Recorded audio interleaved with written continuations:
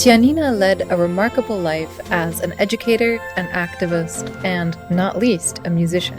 But when she's remembered today, it's mostly as a princess.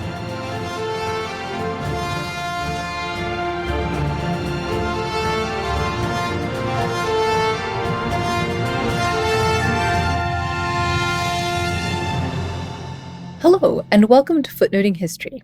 I'm Lucy, and on this episode, I'll be discussing the remarkable life of Tsianina, sometimes known as Tsianina Blackstone or Tsianina Redfeather. I first encountered her life story as it intersected with the history of opera.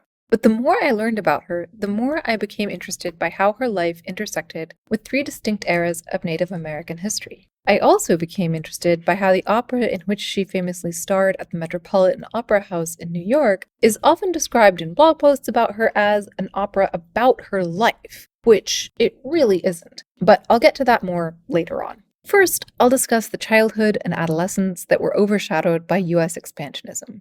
Secondly, I'll examine her burgeoning career as a singer and advocate for Native American musical traditions. And finally, I'll turn to her role as an educator, though this is the part of her own life about which she says the least.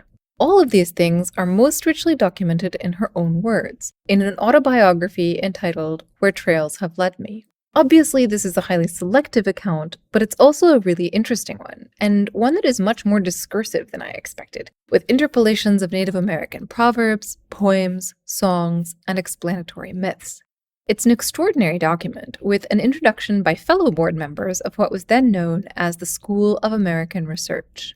It's now called the School of Advanced Research, and is still dedicated to the study of anthropology, indigenous arts broadly defined, and the U.S. American Southwest.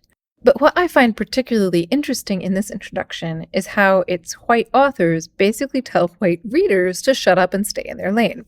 Or, in their words, the reader of this short autobiography may find himself enlightened by the view, often and forcefully expressed, of an American Indian on the subject of our common history. This is, in fact, one of the things the autobiography is. It's also, as I mentioned, interestingly discursive and episodic. In addition to pursuing a linear narrative from early childhood to maturity, it includes frequent records of Native American myths, wisdom literature, and songs. And I deliberately say Native American rather than using more specific terms because Tsianina herself includes information not just about her own Creek traditions, but those of other tribes, as reported to her by her mother and others. She writes movingly of these traditions, apparently eager to both transmit and validate them. The main focus of the autobiography, though, is Tsianina's relationship to music, beginning in childhood. The fact that the anti-Indigenous violence and exploitation of Oklahoma becoming a state was, quote, the nightmare of her childhood, unquote, and the fact that she was given, quote, an important feeling, unquote, by memorizing and playing music on the piano at school, appear in adjacent paragraphs on the same page. And as Tsianina continues to recount her relationship to music and performing, she also recounts how she became embedded in networks of educators, politicians, and, not least, musicians. The most consequential of these connections was with Charles Wakefield Cadman, a white man who was engaged in lecture recital tours working to spread awareness of Native American cultures. I greeted this, as you may well imagine, with considerable initial skepticism. But Tsianina writes about him herself with warm affection and respect for his work in collaborating with multiple tribes. Her voice teacher introduced her to Cadman, saying that Tsianina was just the girl to interpret his music. Cadman himself was initially unconvinced, but Tsianina, her voice teacher, and a dressmaker friend prepared her for a series of trial concerts, which proved a runaway success. Cadman was delighted, promptly sent a telegram to Tsianina's voice teacher, and proceeded to split all concert proceedings 50-50 with her, which she recalled as a mark of notable generosity to an unknown performer.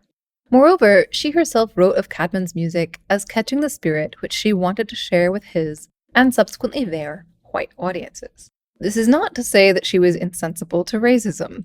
She wrote Riley that the elite of Denver, Colorado, did not attempt to guard their talk in my presence because they did not think I could understand English. This after a complete program in English.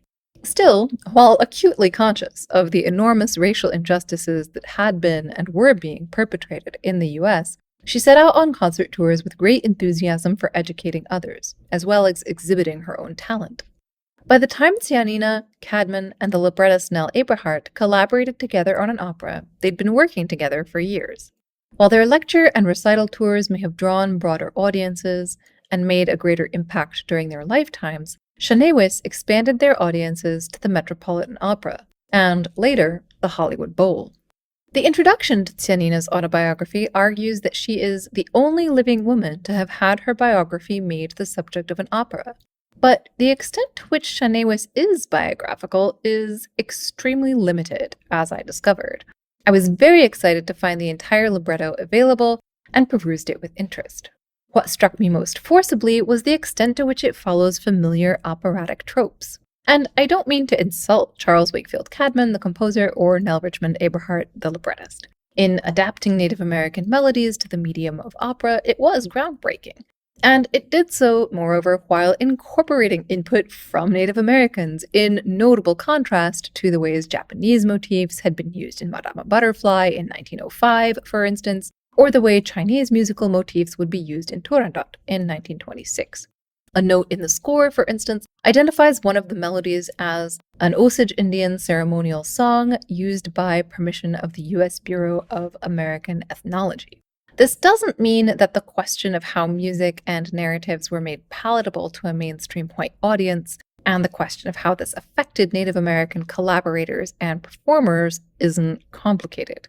Tsianina herself wrote that she was glad not to have the pressure of performing the role in a Metropolitan Opera premiere, and was perfectly content with coaching the contralto Sophie Breslau in the role. Tsianina herself went on to perform it in Denver and other smaller houses, as well as, eventually, at the Hollywood Bowl. I suspect that the enormously popular tearjerker Butterfly, with its story of an innocent and courageous woman of color betrayed by her white lover, may have influenced the tragic structure of Chanewis.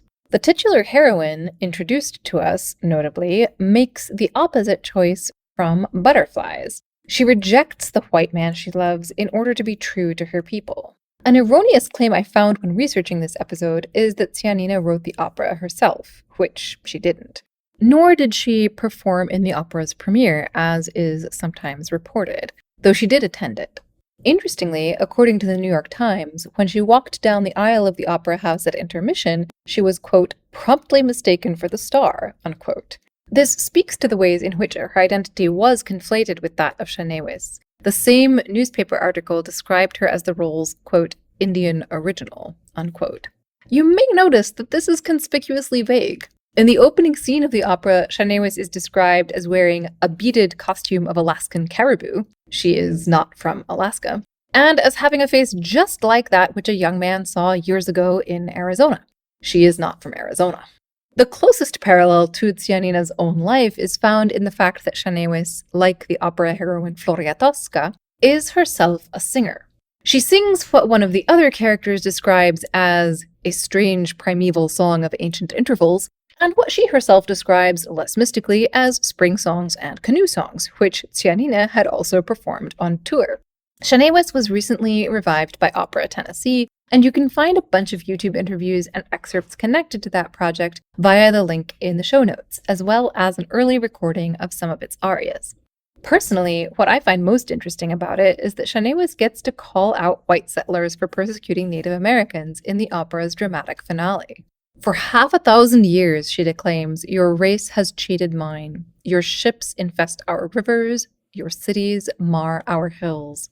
What gave you in return? A little learning, a little restless ambition, a little firewater, and many, many cruel lessons in treachery. So how did a short opera with ethnographic borrowings and lots of tropes make it onto the stage of the Metropolitan Opera? A lot of the answer has to do with World War I. Now, if you know opera at this point, you'll be going, oh. And if you don't, you might be scratching your head.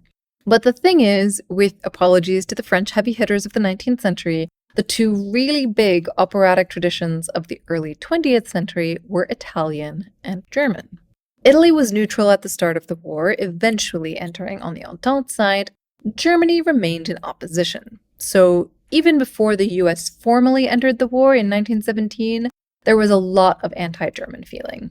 And with no Wagner and no Strauss on the stage, there was a gap. During the war itself, Tsianina decided to volunteer as an entertainer for Pershing's army in Europe. She had already sung at a number of army camps and answered a number of letters from young Native American men asking, as she reported, what they should do, as they were, quote, quite confused in their minds as to why they should fight for America after the way they had been treated by her, unquote. Nevertheless, Tsianina determined to become more involved herself. This was interpreted variously.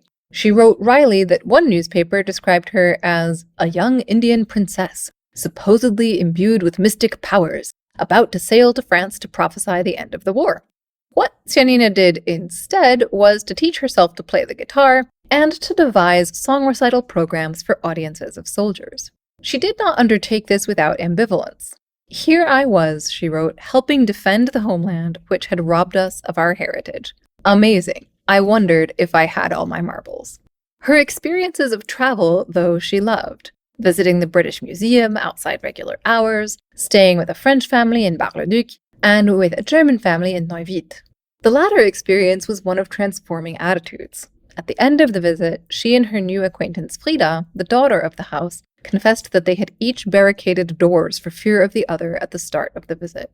Her best family, wrote Tsianina, was the American doughboy, the audiences who shrieked and stamped enthusiasm for her across Europe. Tsianina published her autobiography in 1968, 1 year before Vine Deloria's classic and excoriating Custer Died for Your Sins, and Dee Brown's equally iconic Bury My Heart at Wounded Knee. And I think it's really interesting to read Tsianina's autobiography, now very rare and only available as a self-published pamphlet with a colored cardboard cover stapled around it, alongside those other two much more famous and much more widely distributed texts.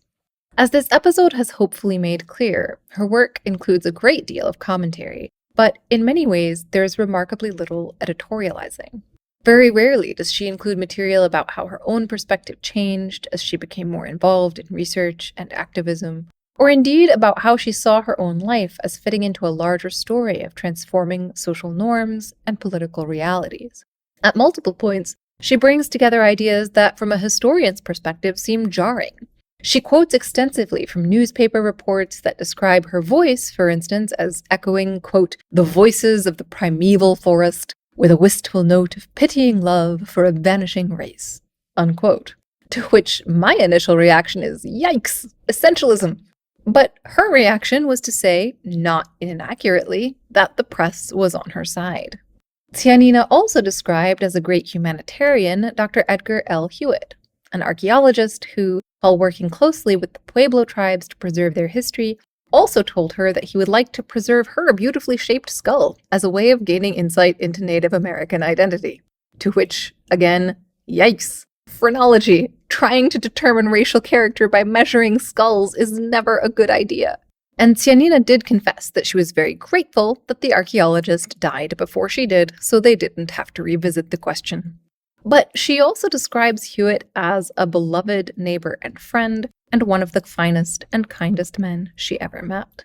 Not only did he do work to preserve and publicize Native American cultures through his work, he also, in Tsianina's words, defended their innermost secrets and safeguarded their rituals. These episodes illustrate some of the complexities of the dynamics that Tsianina was both working within and working to change in the first half of the 20th century. This and all of our Footnoting History episodes are available captioned on our YouTube channel. Thanks to all those who help support us via Ko-fi and Patreon. And until next time, remember, the best stories are always in the footnotes.